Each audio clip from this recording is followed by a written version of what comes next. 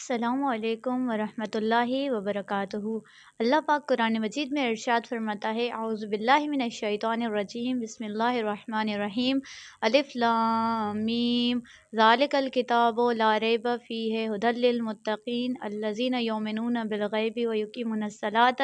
ومما رزقناہم ینفقون۔ یہ وہ کتاب ہے کہ جس میں کوئی شک نہیں اور متقین کے لیے ہدایت ہے، وہ متقین جو غائب پر ایمان رکھتے ہیں، نماز ادا کرتے ہیں اور جو رزق ہم نے انہیں دیا ہے اسے راہ خدا میں خرچ کرتے ہیں۔ امام جعفر صادق علیہ السلام سے ان آیات کی تفسیر کے متعلق دریافت کیا گیا تو مولا فرماتے ہیں، متقین سے مراد امیر المومنین کے شیعہ ہیں اور غائب سے مراد امام زمانہ علیہ السلام ہے۔ اسی آیت کی وضاحت کے لیے ایک اور آیت عرض کرتی چلوں کہ اللہ پاک سورہ یونس آیت نمبر 20 میں ارشاد فرماتا ہے، وَيَقُولُونَ لَوْلَا أُنزِلَ عَلَيْهِ آیَةٌ مِّن رَّبِّهِ فَقُلْ إِنَّمَا الْغَیْبُ لِلَّهِ فَانتَظِرُوا إِنِّی مَعَکُم مِّنَ الْمُنتَظِرِینَ۔ اگر وہ لوگ کہتے ہیں کہ ان پر ان کے رب کی طرف سے آیت نازل ہوئی تو اے رسول آپ ان سے کہہ دیجئے کہ غیب کا علم صرف اللہ کے پاس ہے، پس تم انتظار کرو اور میں بھی انتظار کرنے والوں کے ساتھ انتظار کرتا ہوں۔ اس آیت مجیدہ میں جس ہستی کے انتظار کا حکم دیا جا رہا ہے وہ ہستی امام زمانہ علیہ السلام ہے۔ منتظرین میں شامل صرف اور صرف مومنین اور متقین ہی نہیں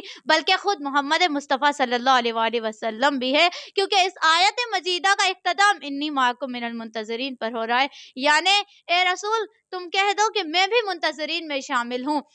معرفت اور پہچان اس کی ہو سکتی ہے جس کو ہم نے دیکھا ہو، جبکہ ان آیات سے صاف واضح ہوتا ہے کہ ہمارے وقت کے امام ہماری نظروں سے اوجھل ہے، جن کو ہم نے نہیں دیکھا ہے، تو پھر کس طرح ہم اپنے امام کی معرفت حاصل کر سکتے ہیں؟ ایک شاگرد اپنے استاد سے سوال کرتا ہے کہ استاد محترم بتائیں کہ میں کس طرح اپنے امام کی معرفت حاصل کر سکتا ہوں، کس طرح میں اپنے امام کو دیکھ سکتا ہوں؟ تو ان کے استاد محترم کہتے ہیں کہ تو تیز نمک والا کھانا کھا کر رات کو بغیر پانی پیے سو جا اور جو کچھ تو خواب میں دیکھے وہ کل میرے ساتھ آ کر بیان کرنا۔ وہ شاگرد ایسا ہی کرتا ہے اور صبح کو آ کر اپنے استاد سے کہتا ہے کہ استاد محترم میں نے تو رات کو خواب میں صرف اور صرف پانی ہی پانی دیکھا ہے۔ تو اس کے استاد محترم اس سے کہتے ہیں کہ تو پوری رات تشنا لب تھا، تو پوری رات پانی کے لیے تڑپتا رہا، کاش کہ تو کچھ وقت اپنے امام کے لیے تڑپتا، کاش تو کچھ وقت اپنے امام کو یاد کر لیتا تو تجھے امام اپنی زیارت کے ساتھ ساتھ اپنی معرفت بھی عطا کرتے۔ جناب اعلیٰ معرفت کے لیے یہ ضروری نہیں کہ ہم ان کے حسب نسب اور شجرے کو جانیں،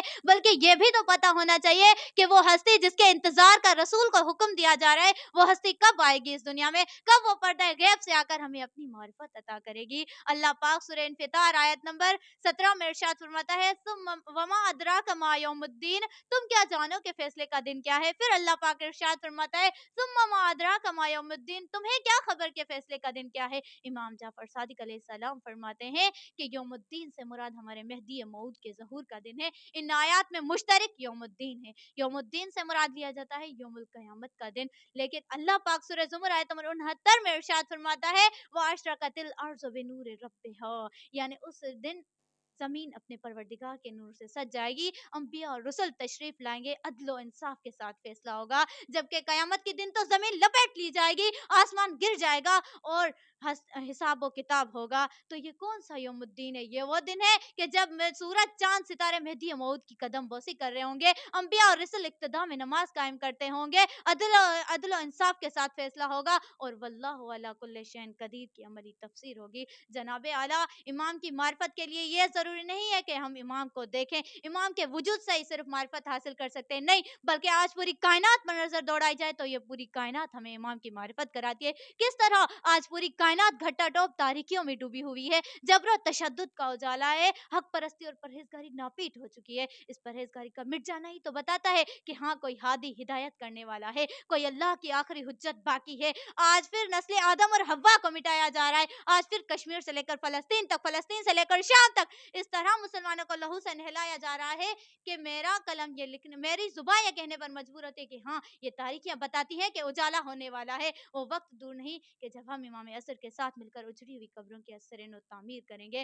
دل سکینہ سا عکاس بن کے آئے گا، وہ بے کسوں کے لیے آس بن کے آئے گا، مٹانے دشمن اہل ازا کو نور علی، مٹانے دشمن اہل ازا کو نور علی، وہ جب بھی آئے گا عباس بن کے آئے گا۔ والسلام، التماس دعا۔